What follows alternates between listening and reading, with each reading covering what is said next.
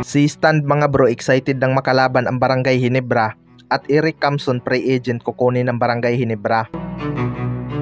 So may dalawang player nga ng Tira Perma Jeep ang free agent mga bro at may isang big man nga na si Eric Camson.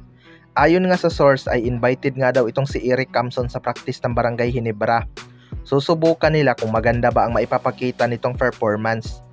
Pwede din daw nila itong maging practice player gaya ni Raymond Aguilar upang sanayin sa banggaan itong sina Aiza Akgo at Bin Adamos mga bro.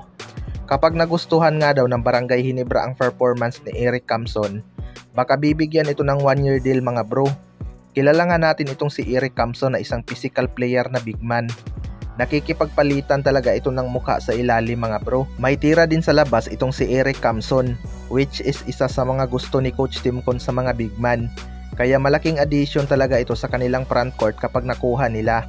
Pero hindi pa nga yan sigurado mga bro dahil iniimbitahan pa lang daw ito ng Barangay Ginebra. At kapag hindi naman ito nag-fit sa kanilang sistema, baka hindi rin ito makakapirma. Isa pa, maraming ang player itong Barangay Ginebra ngayon at siguradong kailangan muna nilang magbawas kung gusto nilang makakuha ng bagong player. Alam naman natin na 8 to 9 man rotation lang ang ginagamit ni Coach Tim Con, kaya marami talaga ang mababangko sa Barangay Ginebra.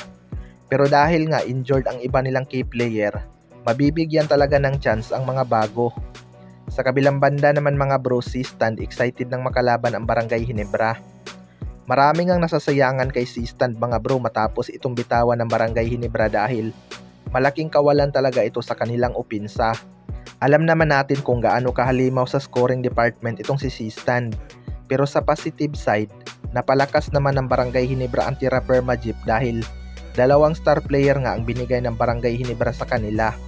Aminado nga itong si Stand mga bro na nagkakaedad na siya at malapit na siyang magretiro.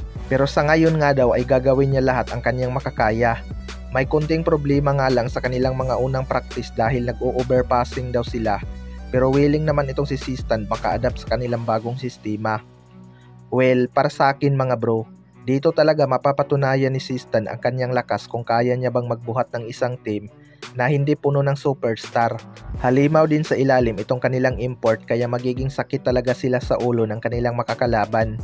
Malaki nga ang expectation ng mga fans na madadala ni Stand at Pringle ang kanilang championship experience.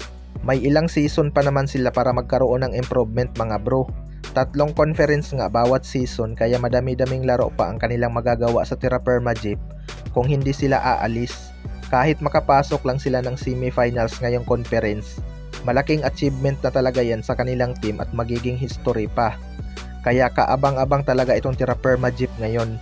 Kayo mga bro, ano masasabi nyo tungkol dito?